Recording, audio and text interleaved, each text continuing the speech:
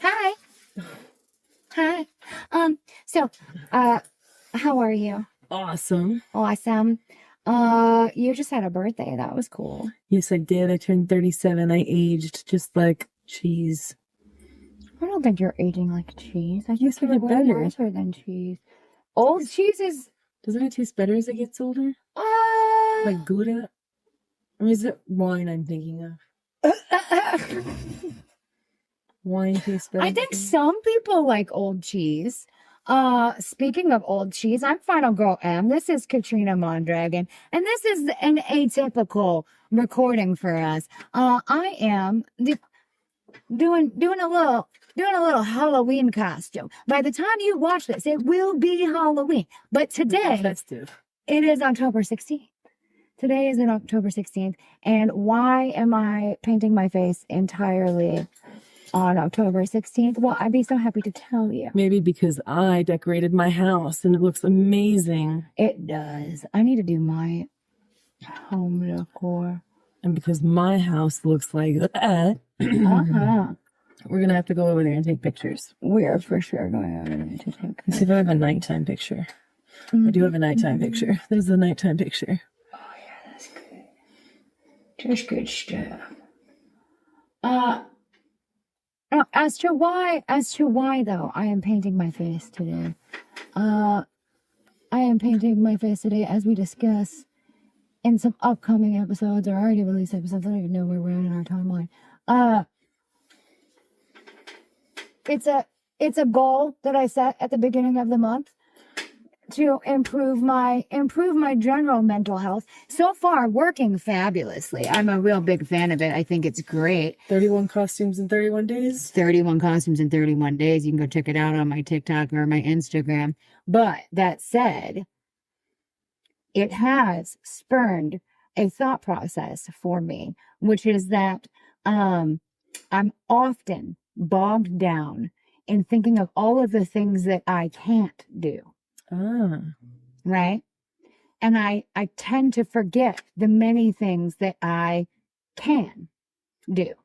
Right? So physical limitations, etc. I can't do a lot of things I would love to do. I would love to be on the actual stage doing theater, etc., etc., etc. Right? At this point in my life, I'd love to be a professional wrestler, but I can't do that. Right? Physicality wise, I would never make it. But there are things I can do. I can do 31 costumes in 31 days. I can make funny videos. I can involve my kids in the process and have them record me. All of these different things. I always noticed that you had a cameraman. I did have a cameraman. I did. That cameraman was my young man that I created my very self. Yes. Who noticed? I guessed it was the middle child. My girlfriend. I like it. She too has done some filming. She did my Alexa Bliss cosplay filming for me. Nice. Yeah, I've involved the kids at this point. I'm involving you today, which is great. We're gonna go use your scenery over there. But what I'm getting at here is that what is the reason? What is the reason that we spend so much time, just in general, people? Why do people spend so much time thinking about the things they can't do instead of the things that they can do? It's called a filter. Okay. I think there's a cognitive distortion when people have a lot of wins and then they focus on that one loss. That's called a mental filter or a negative filter or a positive filter, depending on how you want to look at it. Glass half full, glass half empty, whatever. But let's say that I'm a straight A student and I get a D on a paper. Now my whole world comes crushing down because I got that one D. Oh yeah, I know exactly how that. That's just filtering out the positives. And that's not helpful. And so what you're doing is acting the opposite. And that's very useful by looking at all of the things that we can do. We can get dressed up. We can make silly videos. We can dye our hair. We can do a lot of things. Oh, yeah. Yeah. And we can move our bodies to the extent at which they'll allow. Yeah, no, I will take 2 5-minute recordings and live off of them for the entire day. I'll make so many videos off of those 5 minutes I spent outside before sitting directly back down again. Keep that in mind when you look at someone and you're like, you don't look sick to me. Well, I can look not sick for 45 seconds anytime I want to, or for an hour or for a day or something along those. And then it takes time to recover. And then it usually takes me 2 or 3 days to recover. She won't hear from me for a couple of days after I go to do something because I won't be awake for any significant portion of time. No, that's a fact. So why do we develop? How does one develop these negative cognitive filters? I think it's a nature-nurture combo. Like Really? It's a combination of our biopsychosocial development. So if we have our neural development that's just naturally wired to negativity, more people are more neurotic sometimes. That's just nature. And then nurture. So if somebody's always telling you, then that's something that can be developed. I think so. It's a combination of it can be in you. And then it can also be put on you. And let's say that you had both. Let's say you come out a little bit neurotic and then somebody tells you a bunch of negative stuff. Oh, yeah, Then you got a double whammy of neuroplasticity firing those neurons that are not so helpful, saying you're not doing enough. Or like in terms of like focusing on the negative, I'll give you an example of, I know I took an ADHD test one time. And I got all but 2 wrong. And I was so impressed with myself. I did focus on those 2 that I got wrong. Yeah. And I was like, I did really well, but is that filter, that filter of like filtering out the positives. I did really well, but it could have been better. Exactly. You could have done better. Whoever's voice popped into your head when I said could have been better, I think that's probably where we developed those. Because I certainly have one. And that's not necessarily any like person or entity or anything. Sometimes people can develop a way to see that inner critic that is useful to them to combat them. And so like some people with bipolar, for example, will see mania as like that little Stitch guy from Lilo and Stitch. And so that little Stitch running around, that's the mania guy. And you don't have to be nice to him, but you can be. And you can treat him like a little Stitch that he is. I like it. I like that. I like that general idea. Your badness level being really high today is what pops into my mind when you said that, because I think about that all the time when I'm talking to my youngest, and the scene from Lilo and Stitch where Lilo's looking at Stitch and she's got the crayon drawing and Stitch is right there and she's like, Stitch, your badness level really high today. Can you bring that back down again? Yeah, no, I could see where if you were referring to your mania as Stitch, bring it back down. I love makeup because then every time I make a face, it's like, oh, and I hate it because it makes my teeth look real yellow because they are. That said, though, how would one, other than challenging themselves with something utterly silly, how would one combat those negative filters? A variety of ways. It's really any which way that you prefer to learn, because a lot of times if it is learned, like if it is something that was more nature or nurture than nature, if it was something that was learned, it can absolutely be unlearned. And so let's say that if it was just a neural pathway that got like habitually burned into the brain, then the other habit can be burned into the brain. The other habit can be burned into the brain. Yes. I love that. Yeah, I can do hard things. I can do hard things is one of my favorite things to say. I can do hard things, but also burning new habits into your brain, that takes like what, 3 days? 28. 28 days. I don't know if that's for small children. It takes about 3 days. If you do something consistently in a row for 3 days with your small child, on the 4th day, they are prepared. I've done it way more than 28 times if you're doing it over 3 days with a small child. Yeah. Because they say consistency, or the habit is formed after 20 or 30 times of doing it consistently. If you're doing something with a toddler, you're doing it like 10, 15 times in a day. So we should probably do yeah. an episode where I tell everybody my 3-day potty training method then, because I disagree. I disagree. I can have never potty trained a child before, and by the 3rd day, they will go to the bathroom. But how many times would you say that you've engaged in education in those 3 days? Prior to that moment, No, none. not prior to. I'm talking about during, like just in the first day. Would you say 1 time, or would you say 10 times in that 1 day? Oh, all day. That's my point. Yes, you have to do it all day. That's my point. So you're squishing that 28 habit into a short amount of time. There's no reason that you can't do that. There's no reason you can't do that. Consistency doesn't have to be over time. I mean, that is how trust is developed, consistency over time. But a habit can be developed in a short amount of time. Sure. Okay. So tell me then, so like kicking the nicotine habit can be done in 3 days. That's, I think, the physiological time. That's the length of time it takes to get the nicotine out of your system is 3 or 4 days. I think it was about 3 days for me, and then I just didn't want it anymore. Yeah. And I was good. I was fine. Every once in a while, I'll want a cigarette just mentally. I'll miss that kind of release of when I would smoke. And then I just go do something else, because I think one of the biggest things that helped me quit was the realization that I was out in the living room with my kids, or I was in the house during a moment and not smoking a cigarette.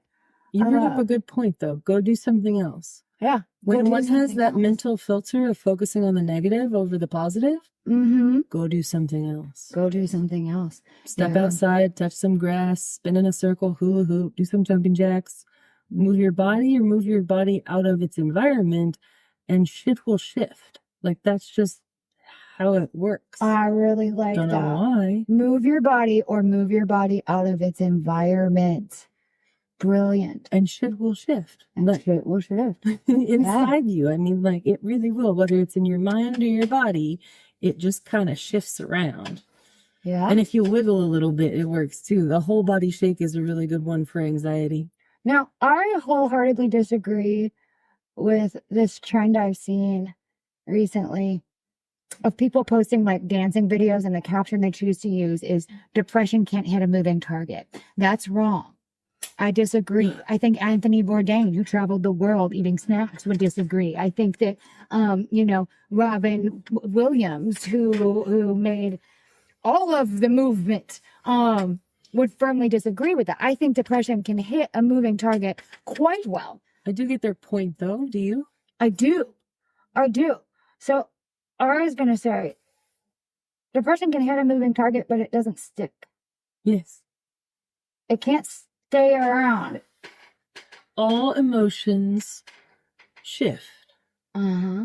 And so if you're not liking how you feel, wait a week. Uh-huh. Now, if you're feeling 14 different ways within a day, though, go get a little evaluation, baby. There's a difference. That's a different scenario. That's different. That's not what she means. But we still love you. And I love you. No judgment. No judgment. I don't say that to be judgmental at all. I'm saying that, and you know, that's a good one. That's a good unlocking of the mind. What is an appropriate amount of moody? Everybody has moods. Everybody has moods. But you just said something that I think I can think of several people who would say a week, try a couple hours, try 15 minutes. Like, you know, as to if you're feeling something and you don't like it, wait and it will change. So it is entirely true it will change because, as we've discussed before, so much of our feelings are influenced by chemical processes inside of our minds and things along those lines. But there is criteria that says if your mood is changing in a rapid fashion, then are you talking like rapid cycling bipolar? Rapid cycling bipolar, or borderline personality disorder, histrionic personality disorder. I can think of quite a few of them where they're like, you know, one of the categorical definitions of the disorder is that your mood is changing very rapidly. Disruptive mood dysregulation disorder. Sure, that's one. Intermittent explosive disorder. Intermittent explosiveness. There's see, I already said histrionic. I think we could probably rattle off 20 or more, but that is a But basically, red flag. emotional dysregulation to the extreme is what you're talking about. Yes. Like, and so I would say that the line where you draw the line in the sand is, are you being interrupted?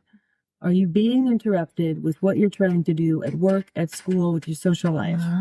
If what you are doing is being interrupted by your emotional dysregulation, maybe go talk to someone. I like that. If it's not a problem, it's not a problem. All right. Because everybody gets moody, and a lot of people get moody like certain times a month, certain cycles of the moon, Mercury goes into retrograde, like different things cause different people to feel different types of I've way. never been in a relationship I haven't wanted to end on my period. There you go. Never, ever, ever. I know this about myself, which is why I just flat out will not argue with someone if I am on my period, relationship or not. I try to avoid arguing with my children. I am a self-aware psycho. And then I know that at least once a month, I don't even have a uterus That's anymore. called a pattern of association that you recognize. And recognizing that pattern of association, I say that like there is no change without awareness. So knowing something is like half the battle. It doesn't make you feel better though. Like I like to tell people that are self-aware, like it's not going to make you feel better to know this about yourself. Oh, the curse of self-awareness. What a wonderful thing to say to somebody who bears the curse of self-awareness. And I will call it that because it absolutely is. You know, you can seek help when you're self-aware, and people tell you you've got such a great grasp on the situation. You know, I feel terrible. I feel terrible for complaining about something that other people seek. I wonder if those clinicians that you worked with were just a little green, because they're impressed at your insight. Sounds like they're just impressed, and that's just their own personal like thing. I think that that's happened to me before. Yes. I would push it out now and say that I saw a clinician who could have been my grandmother at one point in time. I have noticed this not only with myself and my personal experiences, but in our work when I am kind of just exploring the material on our Instagram or something, when I'm seeing people's videos about therapy, about the experience of going to therapy, private practice, having a private practice, et cetera, et cetera. And the self-aware client is such a controversial topic. It feels like every time I see a video like that, some of them have even been hateful. Just the idea of what are you even doing here if you already know? Like, wow. So like, well, what I'm doing here is trying to do better because I know, but it's still not working, you know? Right. Like, just because one is aware doesn't mean it doesn't suck. Yeah. I that's where your quote always tickles my brain. Oh, that just because it could be worse doesn't mean it doesn't suck. Just because it could be worse does not mean that it does not suck. It does suck. It sucks, and you're valid, and you know you should. And that's where I think all feelings are valid, but feelings are not facts. So I can feel some type of way, and that's not a fact of the world around me. No, it's not.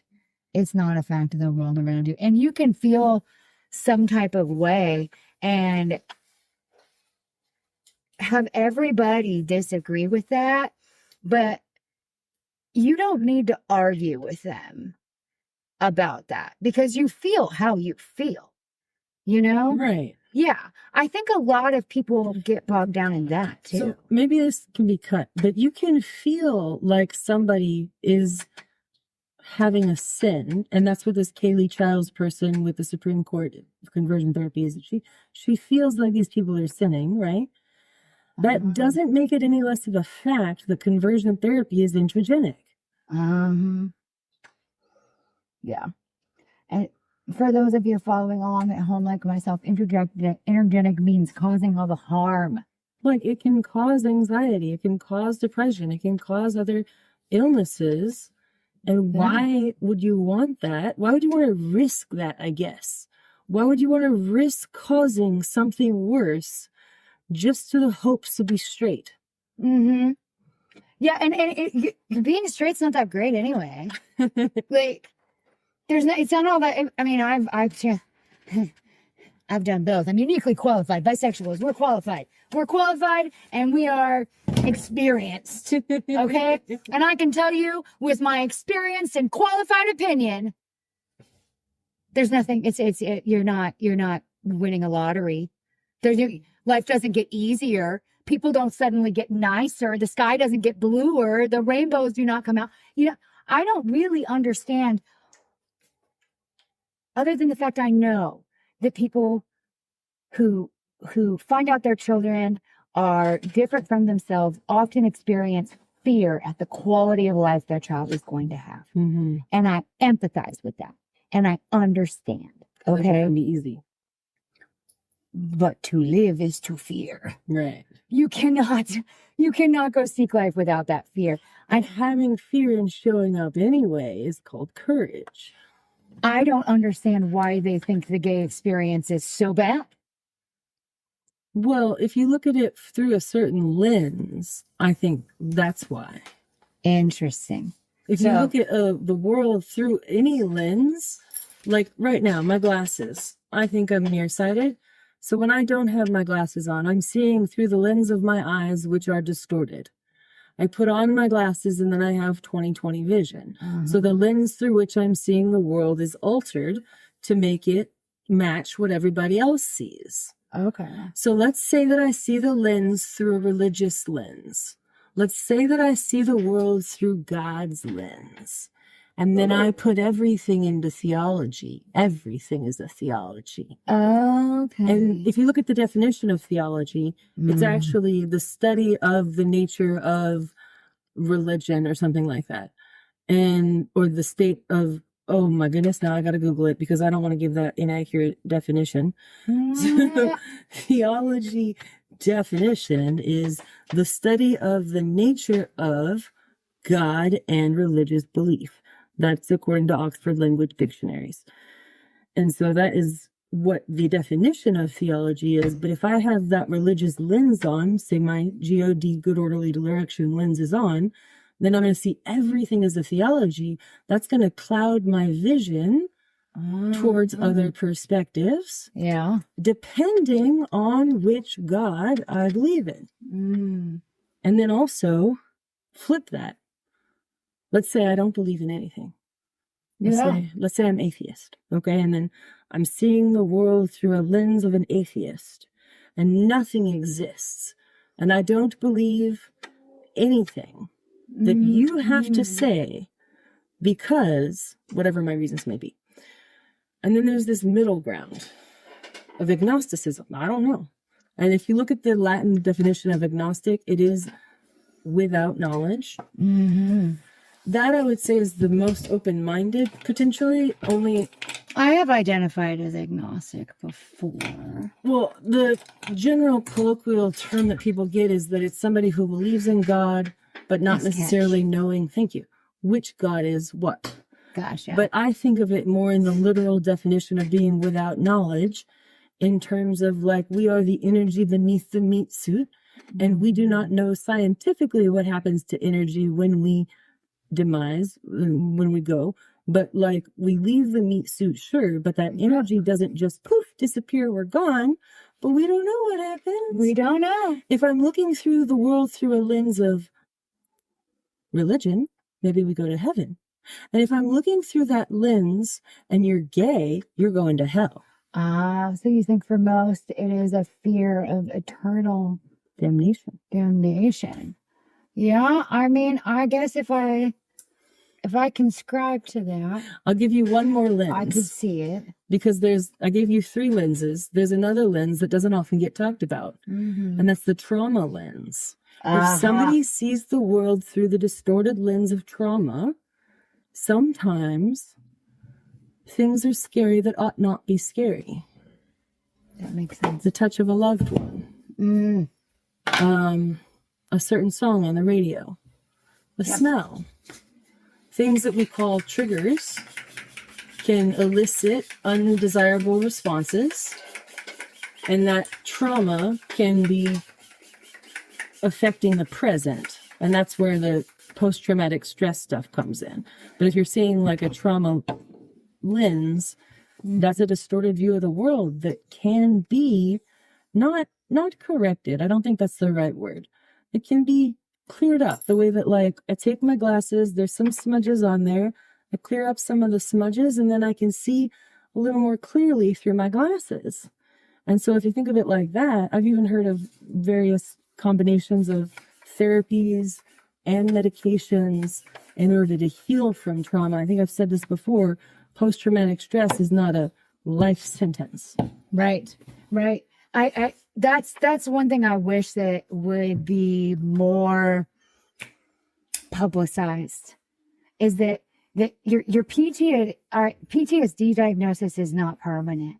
It does not have to be permanent. Right. May you possibly experience symptoms? Sure. But are you guaranteed to? No. I think a lot of people don't know that, and I think they get bogged down in the idea that they are now That's awesome. thank you so much. They are now saddled with a permanency of trauma, and that's not fair. That's not fair to them. That's not fair to yourself if you were thinking that. You can change. You can neuroplastic. You can neuroplastic yourself. There's also, you mentioned change. There are those who don't want that. Right. And I do firmly believe that treatment is a choice. Not everybody wants to feel better. Not everyone wants to change. Not everyone wants to feel better. It is a choice. I had something I was going to ask you about, and it could even be. Should we save it for the next one? Because we're Oh, watch our shorts. There will be shorts. Well, maybe label this one 31 and 31. Thank you for joining us today on Therapy Unlocked. We'll see you soon. Bye.